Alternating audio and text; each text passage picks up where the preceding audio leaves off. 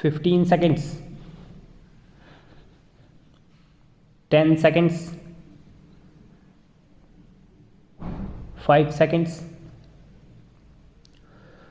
Though this is the first occasion on which I have in person attended a session of UNESCO, I may claim that in spirit I have always been with you and followed your deliberations and activities with the keenest interest and sympathy.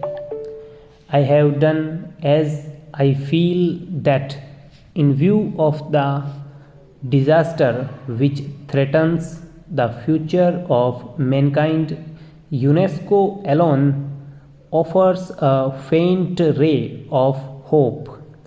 Mankind has, in the course of the last century, made phenomenal advances in knowledge and material prosperity, but this progress has not been reflected in men's moral and political achievement.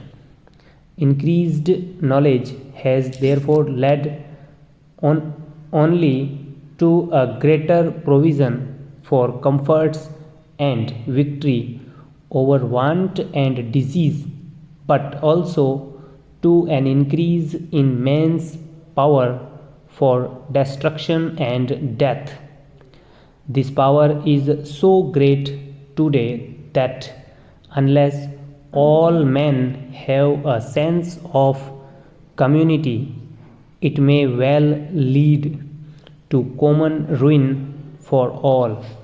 It is only through a re education of man that we can create that sense of psychological unity and common citizenship which the technological unity achieved by the advance of modern science requires of man. This is the reason why in 1949, when the Indian National Commission for Cooperation with UNESCO was founded, I placed such great emphasis on the importance of UNESCO's work. I pointed out with regret that while the United Nations were founded for the achievement of peace and unity, the result had in fact been the division of the world into two varying camps. It is true that some progress has been achieved here. In place of multitude of nations, the United Nations present a picture of two solid blocks array one against the other. Nevertheless, to any man who looks forward to cooperation and friendship among nations, this picture can bring no message of hope. It seems that the only hope lies in UNESCO, which asks to achieve unity in the field of education, science, and culture, even among those who are politically divided.